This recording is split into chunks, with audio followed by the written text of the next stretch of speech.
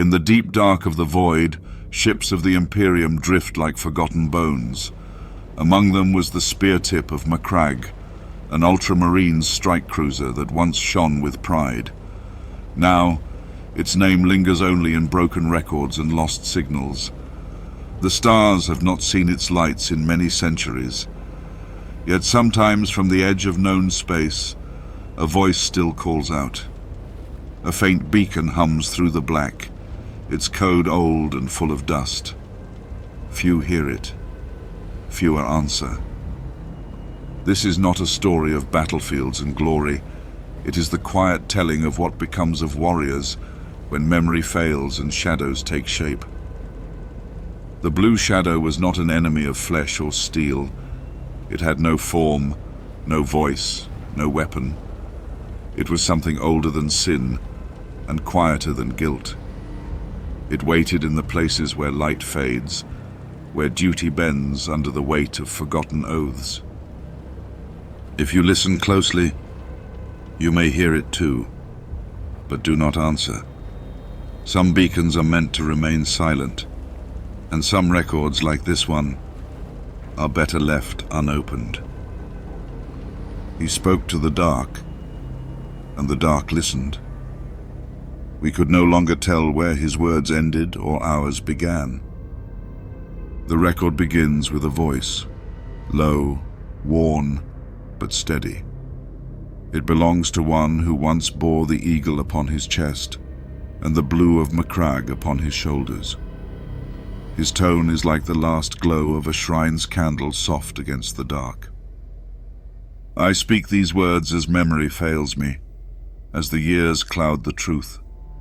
We were called to a dead world, drawn by a beacon we should have left to its silence. I was a chaplain of the Ultramarines. My duty was to guide the souls of warriors. Instead, I led them into the shadow. He pauses. The vox crackles faintly, like the sound of far-off rain. I record this so that others may not answer the same call. The blue shadow waits in places we no longer see. It is not a foe we can strike down. It is a weight we carry, a memory we buried, thinking it would not return, but it does. It always does. The log ends, unfinished. The last sound is a single breath, drawn in but never let go. The Speartip of Macragge moved through the dark like a forgotten relic. Its hull was scarred from wars fought in systems no one remembers now. There was no glory left in those marks. The ship glided through space as if trying not to be seen, though there were no eyes out here to see it. We were far from the light of Macragge, at the edge where maps grew thin and names faded. I served aboard that ship as Chaplain Darien. I was older than many of the brothers, but not so old that I did not feel fear. I did not speak of it. Not to the captain, not to the squad. A chaplain was meant to be a stone, steady against the storm. But fear had found me before the ship reached that world. It came in dreams I would not confess, dreams of blue light swallowing the stars. The beacon was the first thing we noticed. The signal came through the void, weak but clear enough to mark. Its code was Imperial. The pattern matched the distress signals used in the Great Crusade. But no one had sent such a signal in a long time, not since the heresy burned the galaxy. Captain Valier stood on the bridge when the signal came. His face, lined and firm, did not change. He listened in silence, then gave the order. We would investigate. No Ultramarine would turn from duty, no matter how strange the call. I stood at his side and spoke a prayer. I do not remember the words now, only that they felt empty. The planet below was broken. The scans showed it once held life, cities, farms, shrines, but nothing of that remained. The surface was cracked and bare. Rivers had long dried. The seas were dust bowls, filled with ash and bone. Yet as the ship drew close, The blue glow began to appear. It shone where no sun touched. It rose from the ground in slow waves, like fog that had forgotten how to rise. I watched from the chapel viewport. My Crozius rested against my leg, its surface cold, though there was no reason for it. I could feel the cold reach into my hand, my arm, into my heart. I told myself it was nothing, a trick of the ship's air. But I knew better. The relic did not lie. The beacon's voice grew louder as we neared. It was not a sound to the ear, but a presence in the mind.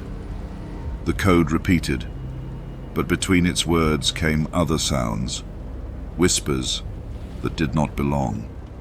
Words from a language I did not know, though some part of me thought I should. The tech priests warned us of strange readings. The beacon came from a place that did not match any map. The data shifted each time they marked it. Landmarks moved, ranges changed. It was as if the world itself did not want to be known. We launched the dropships. Thunderhawks cut through the black toward the surface. I rode with the first wave. The clouds below glowed blue. The light played tricks on the eyes. Faces seemed to press from the glow, watching as we fell. We broke through the storm. The ground rushed up to meet us. It was a land of ash and stone. No life stirred. No wind carried scent. The blue light wrapped around us as we touched down. It clung to our boots. It stayed with us, close as breath. Captain Valius led the first step. His voice was steady as he gave commands. Form ranks. Sweep the area. Mark the beacon source. His strength gave the men courage, but I could see it, even in him. The doubt, the unease, the weight of the place bore down on all of us. We moved toward the signal. The world shifted under our feet. Ruins we had seen from above stood in new places. A spire once to the west now loomed to the east. A hill we marked on entry sank as we neared.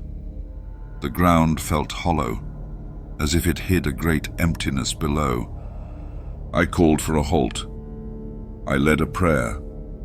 My words praised the Emperor's light. I spoke of duty, of faith, of the strength of the Legion. The men listened, heads bowed, but my voice sounded small.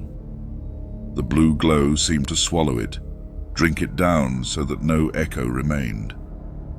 Night fell faster than it should. The dark closed in with a hunger I did not understand. The lights of our camp fought the dark but lost to the blue.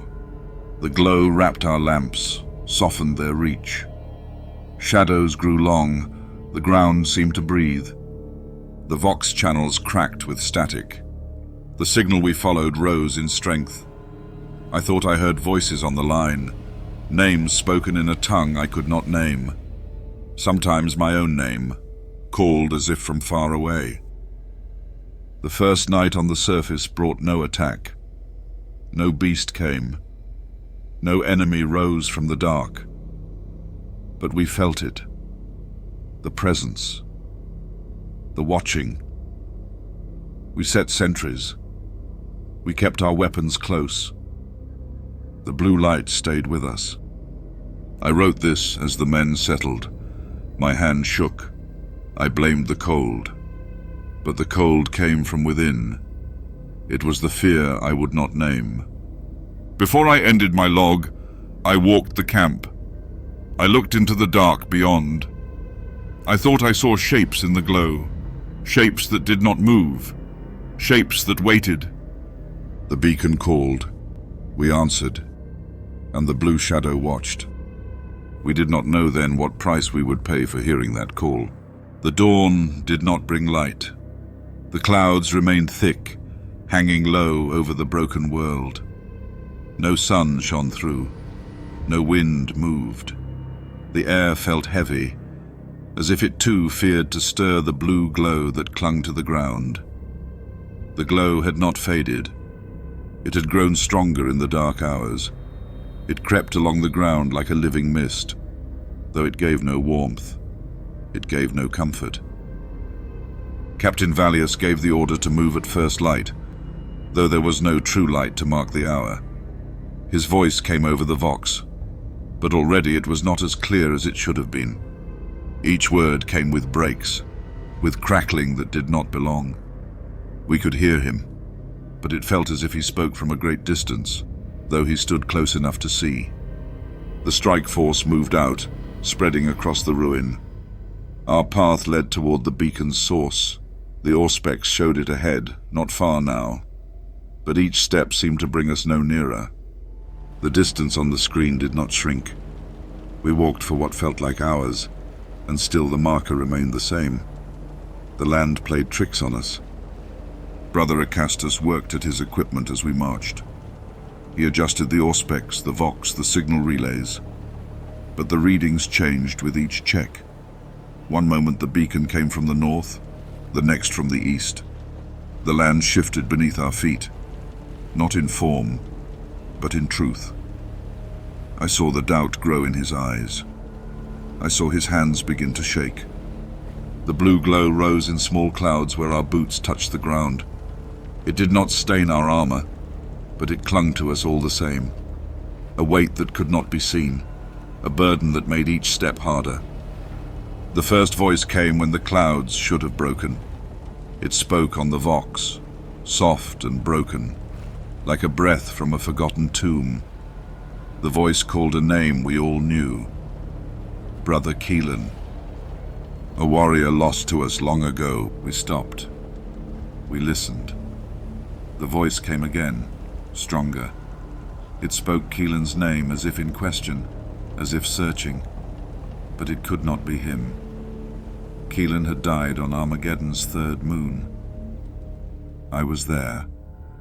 I spoke the rites over his body. I saw his armor burned. I heard his final words. Captain Valius ordered us on. His voice did not waver, but I saw the shadow cross his face. We moved forward, but the unease grew. No one spoke, but every brother heard what I heard. The land shifted again. The beacon's source stayed ahead, yet it never came closer.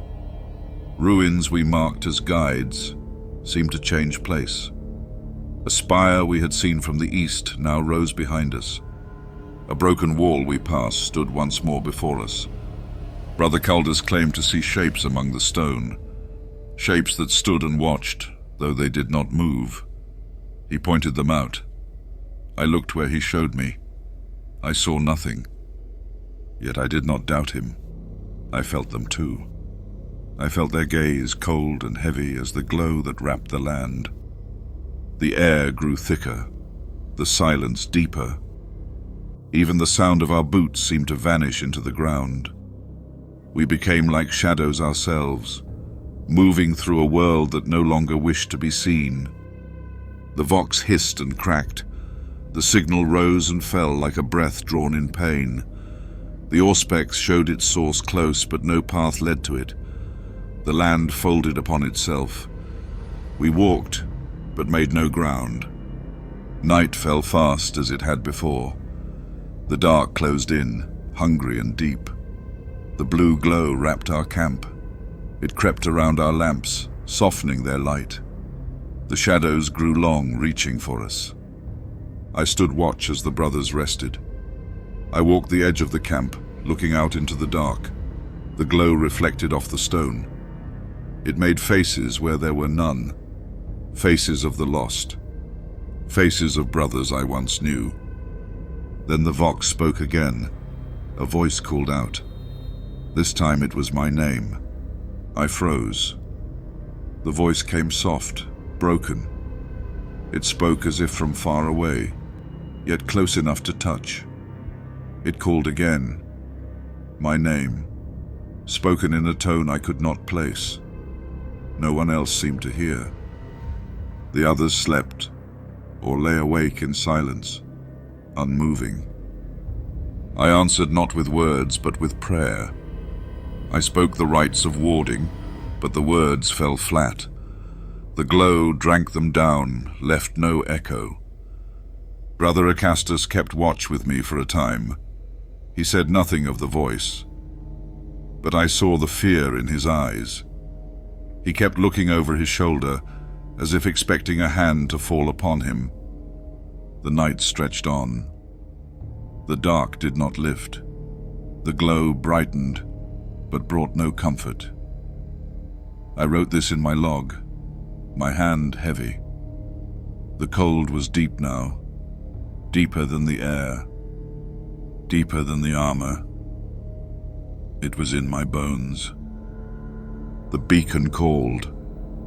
We answered, and the blue shadow watched. We did not know what we had stepped into, but it knew us. It had always known us. The night gave no rest. The brothers tried to sleep, but few found peace. Those who did woke with shouts or whispers on their lips. I heard my own name spoken in the dark more than once, but no one admitted to speaking it. The glow outside the camp grew stronger. It moved like slow waves across the ground, wrapping itself around the broken walls and shattered stones. It pulsed at times, as if breathing. When morning came, it brought no sun. The clouds hung lower than before. The air felt tight. Each breath drew in heavy and left the throat dry. I spoke the morning rites, but the words did not lift the weight. The men gathered their gear in silence. The captain gave orders in short tones. His voice, once a sure thing, now carried a strain he could not hide. We moved out, toward where the beacon still called. The land twisted as we walked. A ruined shrine we passed the day before stood again before us, though we had not turned. A cracked statue of the Emperor's form, worn beyond recognition, seemed to shift when no one watched. The ground itself felt soft, like the crust of ash hid something deeper. Brother Caldus led the flank. He was young, but his faith had always burned bright. He carried the banner once at Calth. He had seen its loss, and yet he stood firm. But that morning, even he looked shaken. He pointed once to the horizon. I followed his gaze, but saw nothing but the blue-lit ruin. The auspex gave no clear reading. Brother Acastus worked it again and again. The signal changed with each check. The beacon's location shifted as if the world itself wanted to hide it from us. The first true loss came near midday. Brother Holden was with us one moment. The next, he was gone. There was no sound, no cry, no sign of struggle. We stopped. We searched. We called his name across the Vox, and with our voices. The only reply was the hiss of the broken channels and the windless silence of the ash. I led a sweep of the area. No tracks marked where he had gone. The blue glow lay undisturbed, as if no step had touched it. The ground felt hollow beneath my boots. Each step made me feel I would fall through and join him in whatever lay below. The loss of Holden left a mark. The brothers spoke his name in low tones, but with each hour, his name grew harder to recall. His face became dim in our minds. His deeds blurred. The autologs that marked his presence showed no sign he had ever walked with us. His name no longer appeared on the squad lists. I checked my own records, written in my hand, and saw the lines where his name should have been stood blank. The ink had faded as if erased by unseen hands. My memory held his face, but even that began to slip. It was like holding water in a broken cup. That night we set camp once more.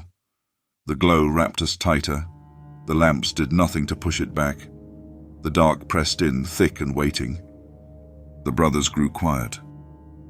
No one spoke of Holden now. His name hung heavy, but none dared give it voice. I wrote in my log, but my hand felt strange. The crozius beside me seemed heavier still, its cold deeper than before. Sleep came in fitful waves. Dreams brought voices. I heard brothers speak in tongues I did not know. I saw faces pressed against the glow, watching with eyes that shone with the same blue light. Brother Acastus woke me once, his face pale beneath his helm. He said he heard singing on the vox, a chant soft and broken, as if sung by 1,000 voices long dead. We checked the channels, but the chant was gone. Only the static remained. The land around the camp seemed to shift in the night. A broken wall that had marked our west now stood to the east. A hill we had seen on entry now rose beside us. The world folded upon itself again and again, as if trying to trap us within its ruin. The beacon still called. Its signal grew louder, its source nearer on the auspex, though the path to it remained lost. I wrote these words in the dark hours, the glow bright outside the camp. I felt its pull. I felt the weight of loss. Holden's name slipped further from me. His face blurred, his voice a memory I could no longer trust. The blue shadow had taken him. It watched still, and it waited. The dark did not lift with the coming of morning. If morning came at all, we could not tell. The clouds above pressed closer than before, so low that it seemed we might raise a hand and feel their weight upon our fingers. No light broke through. No warmth touched the land. The air felt thick, heavy, as if each breath pulled in not air, but ash and memory. We rose from our uneasy rest, though it brought no strength. No one spoke of dreams, though I knew the brothers had seen them. I saw it in their eyes, that hollow look, as if sleep had shown them things that words could not name, things better left unspoken. Captain Valier stood apart from us, as he often did. His gaze stayed fixed on the horizon, though what he saw I could not guess. His armor, once bright with the blue of Macragge, now seemed dulled. Whether the light of the world stained it, or whether the burden we carried dulled even the brightest steel, I could not say. The blue glow that touched all around us seemed to cling to him too, a shadow that no cleansing could remove. When he spoke, it was through the vox, his voice low and broken by static, as if a distance grew between us, though he stood near. His words came as duty's call. We would move forward. We would find the beacon's source. We would end the threat that rose before us. But even as he spoke, his eyes returned to the shrine again and again, drawn as all our eyes were. The land beneath our boots gave as we marched. The ground, once firm ash and stone, felt softer now, as if it might give way beneath us at any moment. The ruin that surrounded us seemed to shift when we did not look upon it. A broken spire we had passed before now stood ahead of us. A shattered bridge we had marked as a landmark now rose behind. The world folded in upon itself, bending like a wound that would not heal, like a scar that refused to fade. Then we saw the shrine. It stood at the heart of the ruin. The blue glow pulsed brightest there, as if the world drew breath from that point, and none other. The shrine rose of stone and steel, broken, but not fallen. It leaned as if with age, but still it stood. Symbols marked its walls, symbols that once might have been meant to honor the Emperor. But as I drew closer, I saw they were wrong. The eagle carved upon one wall bore too many wings. The skull upon another bore too many eyes. The purity seals that clung to the stone bore words that my mind refused to read. My eyes slid from them. My thoughts recoiled from what they tried to tell. I felt the cold spread through me then. The crozius in my hand trembled, though my grip stayed firm. The relic, old as the Legion, seemed to sense what my heart had begun to know, but would not yet name. Captain Valius gave the order. Form a perimeter. Hold fast. The brothers obeyed, but their steps dragged. The weight of the place bore down upon us all. The shrine felt alive, though no breath stirred its halls. The blue glow poured from its stones as water might pour from a broken vessel. The light reached out to us, touched our armor, wrapped our gear. No lamp could drive it back. I entered the shrine alone at first. My duty was to see, to judge, to understand what stood before us. Inside, the air grew thicker still, heavy as stone. Each breath drawn felt like pulling in the ruin itself. The walls bore marks of battle, scars of fire and blade, but also the slow decay of time. At the far end stood an altar, tall and blackened. Upon it lay the remains of a warrior, long dead.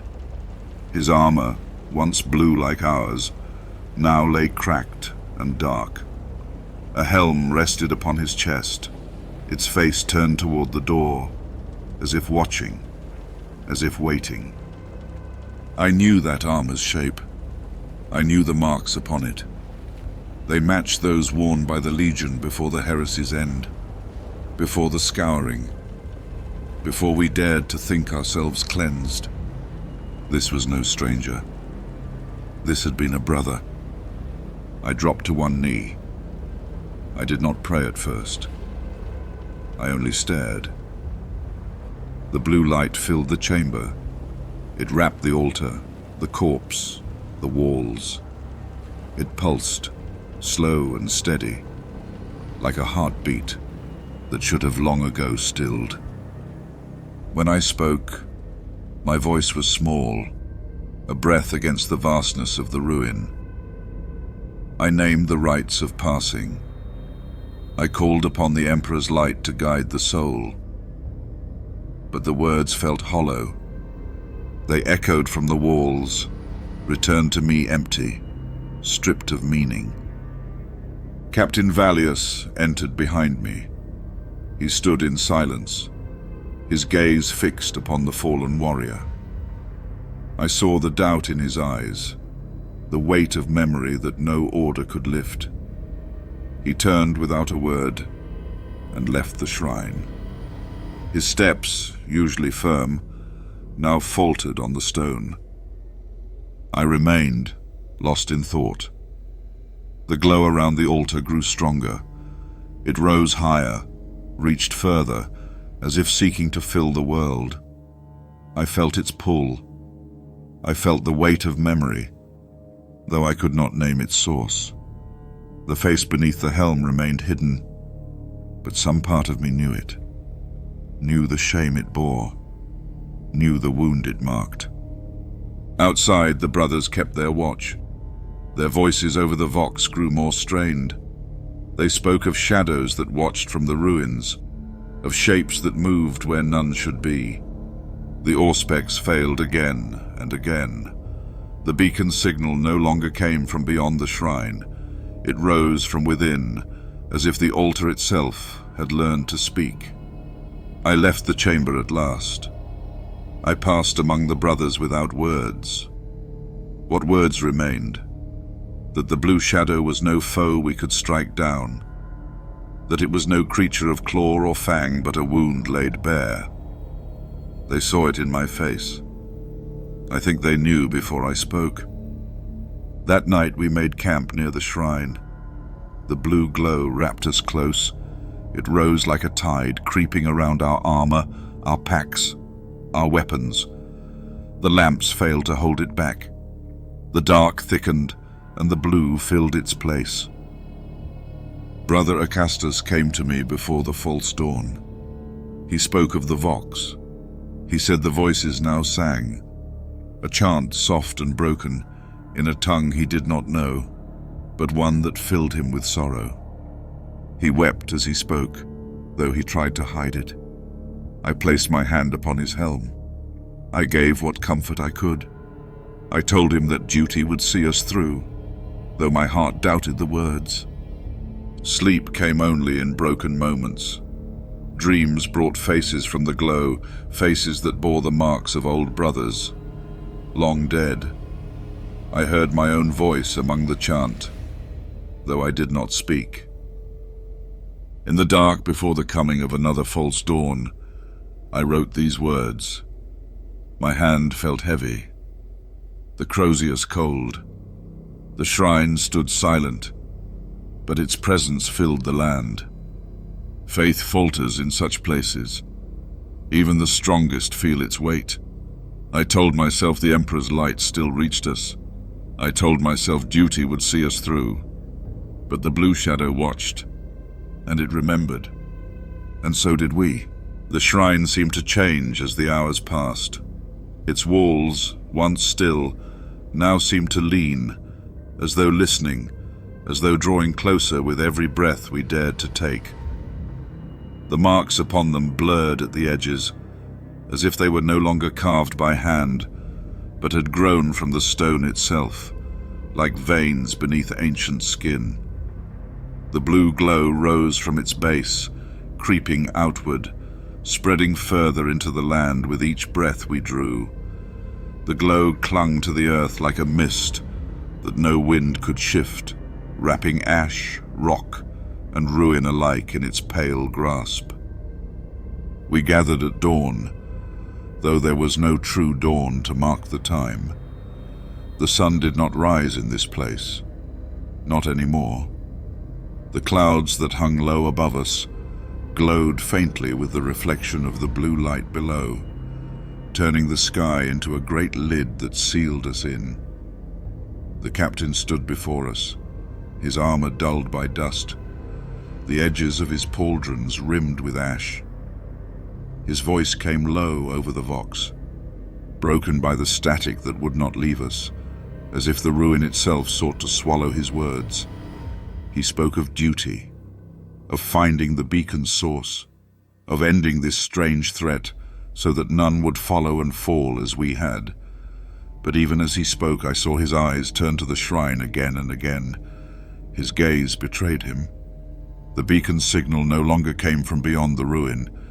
It came from within, from beneath.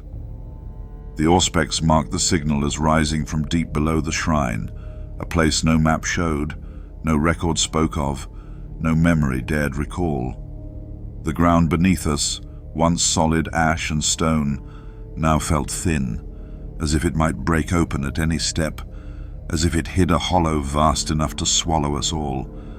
Even the weight of our boots seemed too much for it. The earth felt as brittle as old bone. I led the way into the shrine again. The air within felt colder, heavier, as though the weight of the unseen pressed down upon us. The blue light filled the space, casting long shadows that moved when I did not. The walls of the shrine were no longer walls. They seemed now like ribs of some great beast that had long ago died and been buried, and now we walked within its cage. The altar at the far end seemed taller now, though I knew it could not be. The armor upon it cracked further, the fissures in its surface widening, as if the weight of the glow itself sought to break it apart, or perhaps to set free what it contained. I drew near. The helm upon the chest seemed to watch me. Its eye lenses, dark as death, now glimmered faintly with the same cold light that filled the chamber. I reached out, though my hands shook despite my will. I placed my palm upon the armor. The metal felt warm, too warm for what it was, too warm for this place of ash and stone. It felt like a breath, like something that had not yet stilled. The truth began to form then. The blue shadow was not a creature that waited in the dark. It was not a beast or a demon or a Xenos horror that lurked beyond sight. It was a scar, a mark upon the warp itself, left by a sin long buried, long denied. The warrior upon the altar had been a brother, one of ours. His armor bore the old marks of the Legion, marks from before Gilliman's rebuke, before the scouring, before we dared to believe ourselves pure again. The shrine had not been built to honor him. It had been raised to hide him, to seal away what we wished forgotten, what we could not face. The glow was not light. It was guilt made visible. It was the memory of what we had done, bleeding into the world, poisoning stone and soil. The beacon was no distress call. It was no plea for aid. It was a cry for witness, a call from the past to be seen again, to be named, to be remembered. I stepped back from the altar. The glow pulsed, slow and steady, as if with breath. The walls of the shrine seemed to close in. The ground beneath my feet felt soft, as if it might give way, as if the earth itself no longer wished to bear us. I felt it then, the pull of the place, the pull of memory. The shrine did not need to trap us. We were already bound here by what we carried within. The captain entered, followed by Brother Caldus and two others. They saw what I saw. Their faces showed it. The truth that now filled the ruin, the altar, the armor, the glow that was not light, the truth that lay within the walls. We spoke no words. There were none left to speak. The ruin spoke for us now. The ruin named our sin. Outside, the brothers formed ranks around the shrine. Their steps were slow, their boots dragging through ash that seemed deeper with each hour. Their heads turned again and again, watching the ruins, watching the glow. The chant on the vox returned, soft and broken, as if sung by voices too old to remember their own names. A litany without meaning, a dirge without end. The auspex failed at last. The signal from the beacon no longer needed marking. We felt it. We heard it in the air. It rose from the ground, from the shrine, from the space between our thoughts. It was not a sound, but a knowing, a presence that filled the void where our courage had been. We gathered as night came again, though night and day no longer meant anything here. The captain gave the order to prepare charges. We would bring the shrine down. We would end the beacon's call. Orbital fire would cleanse the ruin. Stone and ash would bury the sin once more. But I knew it would not be enough. The blue shadow was not in the stones. It was not in the walls. It was in us, in what we had done, and what we chose not to remember. The shrine was not the wound. We were. I walked the shrine once more before night claimed the world. I stood before the altar. I placed my crozius upon it. I spoke the rites of forgiveness. The words fell flat. The glow rose around me, wrapping the altar, the relic, the corpse. The light grew stronger with every word I spoke, as if fed by the very act of remembrance. The captain called for me. His voice broke on the vox, heavy with ash and static. The charges were set. We would leave at dawn, if dawn came at all. I wrote this as the night deepened. The blue light filled the dark. The shrine seemed to breathe. The ground beneath us felt thinner still. It felt as though the world itself would break, as though it could no longer bear what it had been made to hide. The blue shadow waited. It did not strike. It did not need to. We bore it with us, and we always had. And as I set these words down, as the glow rises higher, I know what must come. The charges will fall, the fire will rain down, the ruin will break, and the stones will scatter. But the blue shadow will remain, because it is not the shrine that holds it. It is us, and no fire can cleanse what lies within memory, what binds the soul. Outside, the brothers prepare for departure. Their silence is the only prayer they have left. The Thunderhawk engines stir, their low hum swallowed by the weight of the place. And I remain. I remain because to leave is to deny what I have seen. To leave is to turn from the wound we made. The glow rises higher still, and the shrine draws breath. And I wait. I wait to bear witness. The charges were placed at the base of the shrine. The tech priests worked in silence, their mechadendrites moving with slow, precise intent. Their chants of activation were soft and hollow, little more than breath carried on the ash-laden air. Even their blessed words seemed small, diminished against the weight of the blue glow that surrounded us. The shrine loomed above, still and watching. Its walls, cracked but unbroken, rose like the bones of a giant long dead, but not forgotten. The altar within pulsed with the strange light that had grown stronger with each passing hour. The armor upon it, broken and dark, seemed almost whole in the glow's embrace, as if the ruin itself denied the truth of what had been lost. Captain Valius gathered the brothers. His voice came over the vox, the static worse now, as if the air itself tried to swallow his words.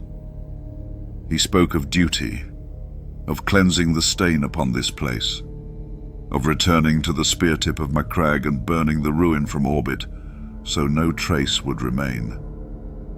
His voice did not shake, but his eyes told another truth. They carried the weight of a man who knew the fire would not be enough. I stood apart, my gaze fixed on the shrine. The glow rose higher now, reaching for the stars that no longer shone above us. The clouds pressed so low they seemed to rest upon the spires of ruin. The land beneath our feet felt thinner with each step, as if it would soon give way and swallow us whole. Every breath drawn felt heavier, as if the world itself resisted our presence. The captain ordered the withdrawal. The brothers moved to obey, but their steps dragged. The blue light clung to their boots, wrapped their greaves, filled the gaps between plates as if seeking to claim them, to hold them here as witness or sacrifice. I felt its pull upon my own limbs, slow but sure, as though it wished to root me in place, to keep me bound within this ruin until the end of all things. I knew then what choice lay before me. I could leave with my brothers. I could board the Thunderhawk, ascend to the ship, and watch as the shrine fell beneath fire. I could return to Macragge and record the mission as one more duty done. But the blue shadow would not fall with stone and flame.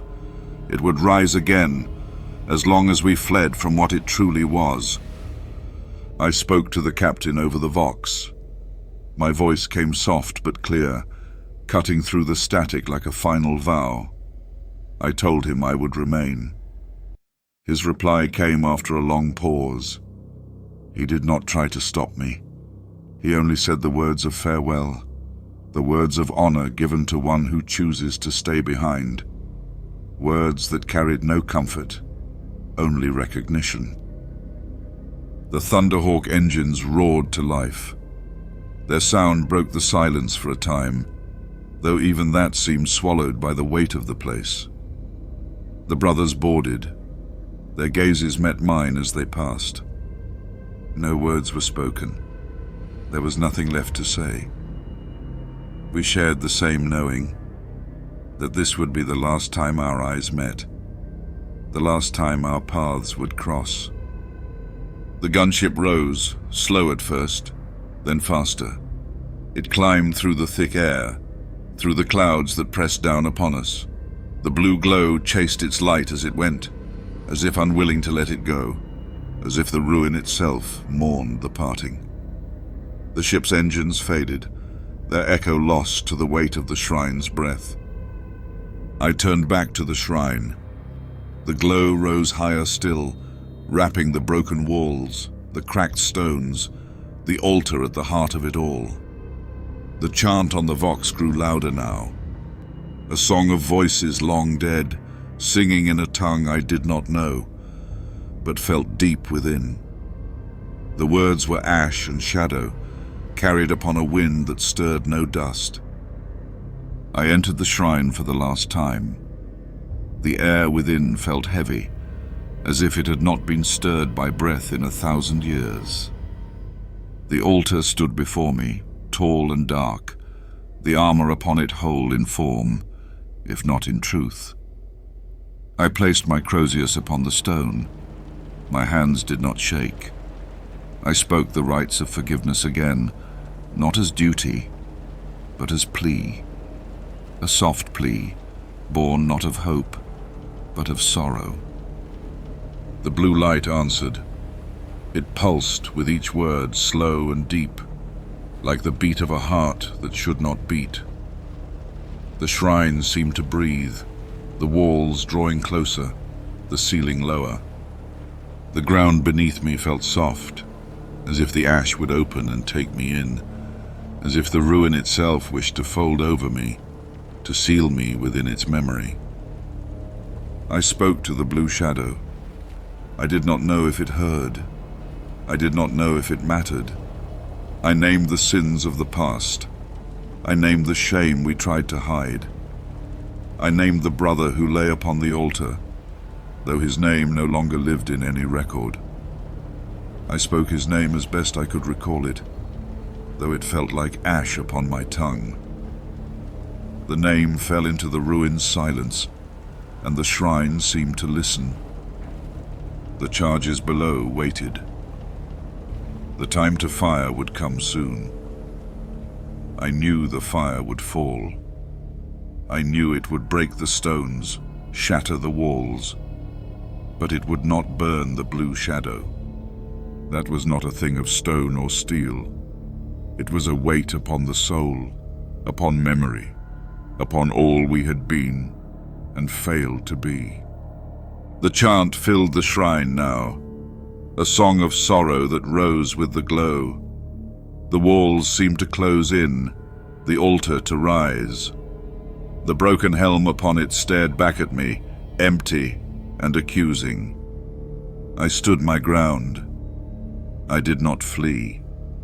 I did not raise my weapon.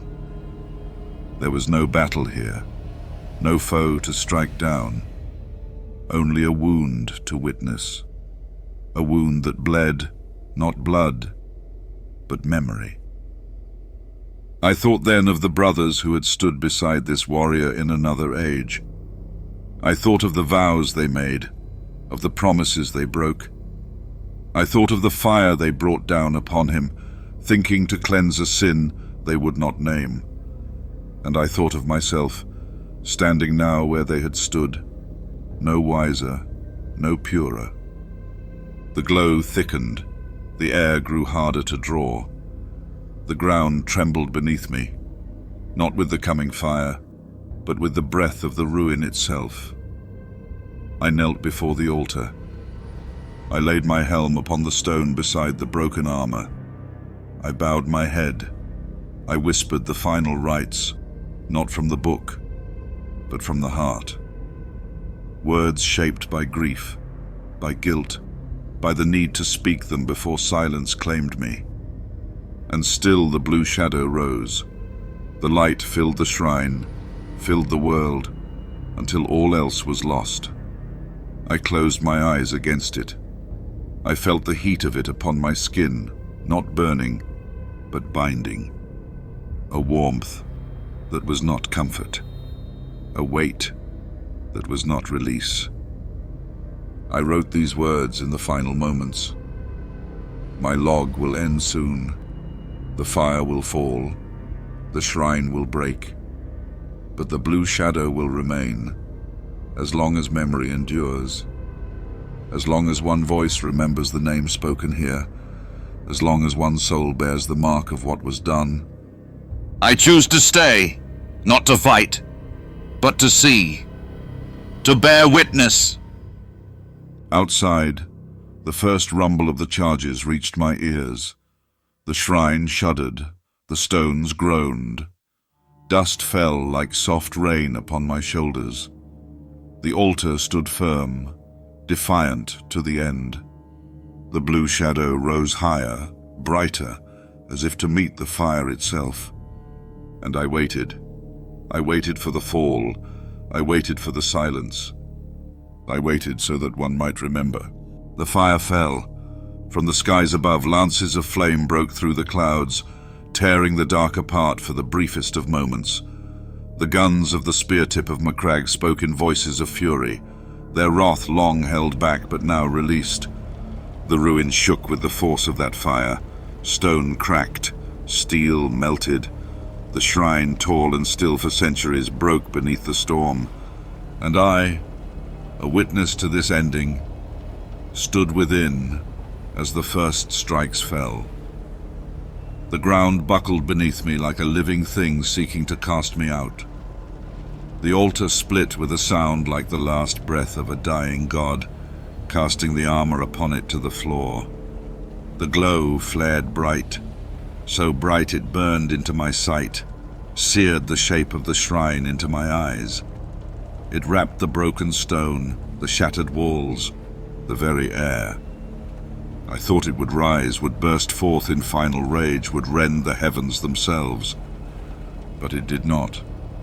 The light pulsed once, slow and deep, as if drawing one last breath. Then it faded. Not all at once, but like a tide drawn back into a sea no longer seen. The chant upon the vox softened. The voices fell to whispers. Then to nothing. The shrine fell around me piece by piece. Dust and ash filled the air, thick and choking.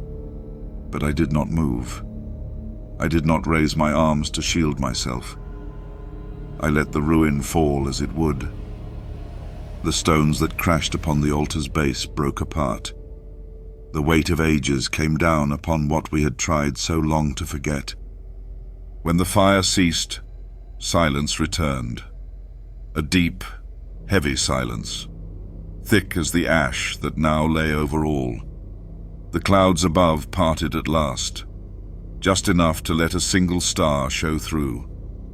The world below remained broken, but the glow had gone. The blue light that haunted our steps, that wrapped our souls in guilt, was no more. But I knew this was no victory. I walked the ruin, my steps slow, my limbs heavy as lead. Each movement sent small clouds of ash into the air, as if the place itself exhaled its sorrow. I found what was left of the altar. The armor that had rested upon it lay cracked and blackened, no longer the symbol of what it had been. Its shape spoke no more of a warrior, no longer of honor or sacrifice. It was a husk, a shell, empty of all meaning. I knelt beside it. I placed my hand upon the helm. It crumbled beneath my touch, falling to dust upon the stone, the last remnant of what we had sought to hide. I spoke no words. None remained. None could bear the weight of what had passed. The vox crackled once more, a signal faint and broken, thin as the breath of the dying, not the chant, not the beacon's code, only static, with the barest edge of a voice beneath. I listened, heart hollow, but could not name the speaker nor the words. Perhaps there were none. Perhaps it was only the echo of what had been, a ghost bound in signal and ash. I remained among the ruin, watching as the dust settled like snow upon the bones of the shrine. The air felt thin now, as if emptied of all it once carried. The weight upon the land seemed lifted, but the weight upon my heart did not ease. I knew what we had done, what we had tried to bury. The fire had ended the shrine, the blue shadow had faded. But what we had carried into this place, we would carry still. The sky above cleared further, the single star joined by another, then another. The night revealed itself at last, a night without glow, without the false light that had stained the world for so long. But that night felt empty, a hollow space left behind where dread had once lived. I wandered through what remained of the shrine. The stones lay broken, the altar shattered, the symbols ground to dust. Yet in the ruin's heart, I felt the memory of the glow. The memory of that light lingered upon the air, not seen, but known. The ruin hummed with silence, as if the place itself mourned. The vox whispered again, this time without voice, only the soft crackle of static. I lifted the receiver as if to answer, though I knew no answer could be given. The static grew, then faded, leaving only the quiet of the night. I left the ruin at last. My steps led me beyond the stones, beyond the reach of the shrine's fallen walls. The land stretched before me wide and empty, ash and rock and dust beneath a silent sky. I walked without aim, guided only by the need to leave the place behind, though I knew I never truly could. Every step away was a step deeper into memory. The path I chose was no path at all. The land had no markers, no signs. Only the wind, soft as breath, moved across it. I felt the cold rise from the earth. I felt the silence of the stars. I felt the blue shadow still, no longer in the sky, no longer upon the altar, but within me. The weight of what we had done and what we had failed to do bore down harder than stone. I set my final mark in this record. I send this log as far as it will go. I do not know if it will reach the ship. I do not know if the ship still waits above. The air is quiet. The ground no longer trembles, but the weight upon my heart remains. We came to answer a call. We found no foe of flesh, no enemy to strike down, only memory, only guilt. The blue shadow was not a beast or demon. It was us, our sin, our shame, our forgotten brother, buried beneath stone and silence. I stood upon a rise, looking back at the ruin. The broken shrine lay dark. The blue light did not return. The stones did not rise. The blue shadow had passed, or so I thought. But in my heart, I felt it still. In my thoughts, I heard the whisper of the chant that no longer filled the air. I spoke aloud to the night, though no ear heard me. I spoke the rites once more, soft and slow, words meant for the dead, for the lost. I spoke not to the Emperor, nor to my brothers, but to the one we had tried to forget, to the one we had failed. The wind carried my words away. The stars bore witness, cold and distant. The Speartip of Macragge may send no further signals, or perhaps it will send one, a single fragment, as broken as the ruin below. If you find this record, know this. Some beacons are not meant to be answered. Some calls must go unheard. The Emperor's light still burns, I tell myself, but not in this place, not here. The shrine is gone. The blue shadow fades. But within us, within memory, it waits. And in time, it may rise again. The night deepened as I walked. My steps left no mark upon the ash. The silence grew, vast and endless, as if the stars themselves held their breath. The log ends here. The vox falls silent. The last breath is drawn, and the last word is lost to the ash. But still, I walk.